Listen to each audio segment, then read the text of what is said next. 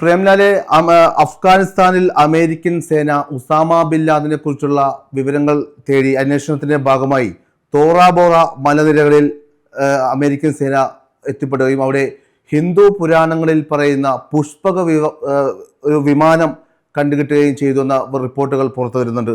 ഒപ്പം തന്നെ അന്വേഷണത്തിന്റെ ഭാഗമായി 8 സൈനികരെ, അമേരിക്കൻ സൈനികരെ കാണാതായി എന്ന റിപ്പോർട്ടുകളും പുറത്തു വരുന്നുണ്ട്. ഇത് യാഥാർത്ഥ്യമാണോ അതോ കെട്ടുകഥയാണോ ഇത്?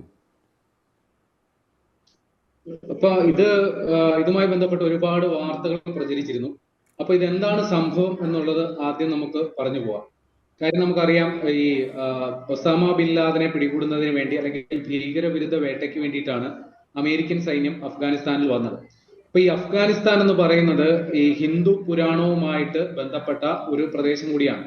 ഇപ്പൊ അഫ്ഗാനിസ്ഥാൻ ഒരു മുസ്ലിം രാഷ്ട്രമാണെങ്കിൽ തന്നെയും ഹിന്ദു പുരാണവുമായിട്ട് വളരെ ചരിത്രപരമായ ബന്ധമുള്ള ഒരു രാഷ്ട്രമാണ്.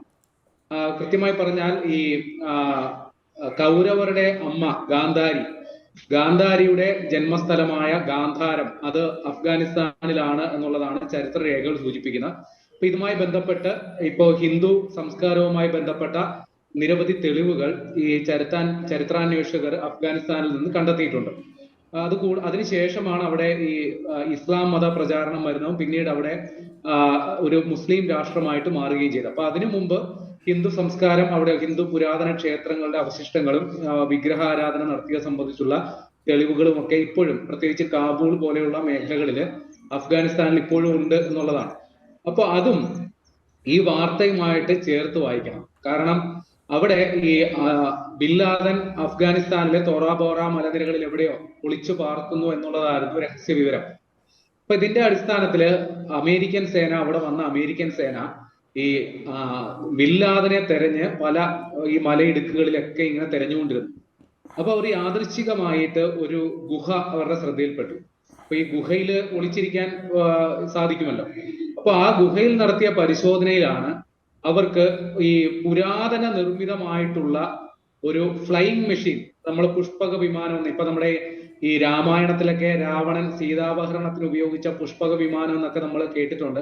അപ്പൊ ഇതിന് സമാനമായ ഒരു വിമാനം അത് ഈ മലനിരകളിലെ ഒരു ഗുഹയിൽ ഉള്ളിൽ ഈ ഒളിപ്പിച്ചു വെച്ച നിലയിൽ കാണപ്പെട്ടു.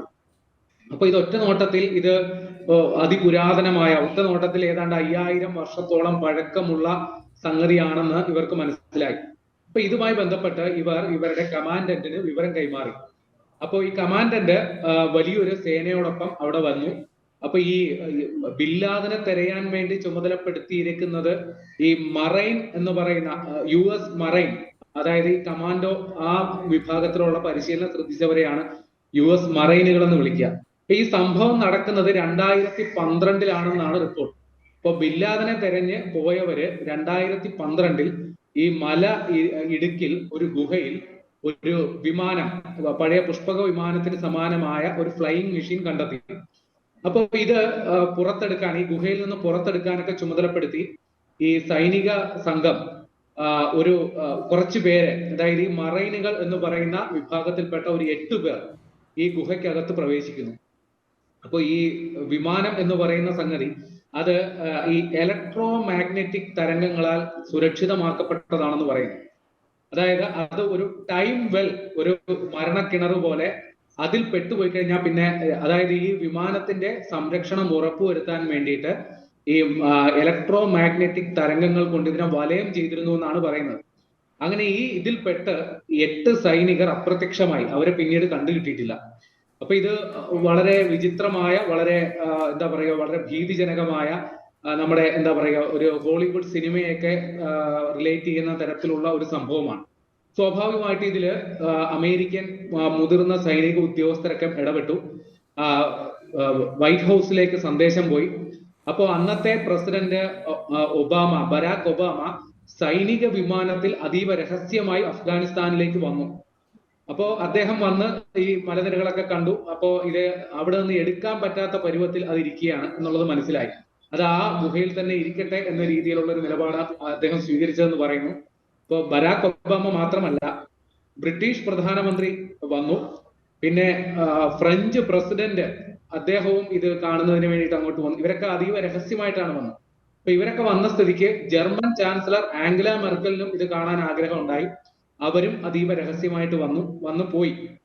അപ്പോ ഇത് അമേരിക്കൻ സൈന്യത്തിന് ഇത് ആദ്യത്തെ അനുഭവമാണെങ്കിലും അവിടെ മുമ്പ് റഷ്യൻ അധിനിവേശം നടന്ന ഒരു സ്ഥലമാണ്. അവിടെ സോവിയറ്റ് യൂണിയന്റെ കാലത്ത് റഷ്യ അവിടെ സൈനികമായി ഇടപെട്ടതാണ്. അപ്പോ റഷ്യ മുമ്പ് ഈ ഒരു സംഭവത്തെ കുറിച്ച് റഷ്യയുടെ രഹസ്യാന്വേഷണ റിപ്പോർട്ടുകൾ ഉണ്ടെന്നാണ് വാർത്തകൾ വരുന്നത്.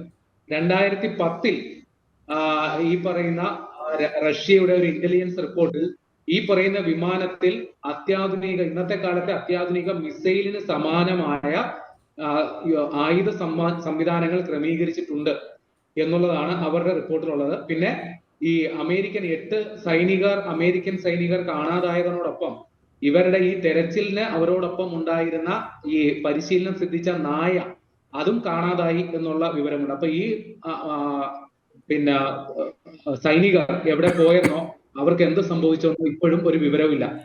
അപ്പൊ ഇത് അന്താരാഷ്ട്ര ചില മാധ്യമങ്ങൾ റിപ്പോർട്ട് ചെയ്തു.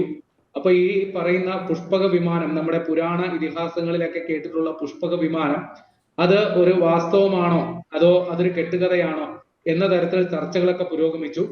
വലിയ വലിയ ആൾക്കാർ ഇത് സംബന്ധിച്ച് വാദപ്രതിവാദങ്ങളിൽ ഏർപ്പെട്ടു.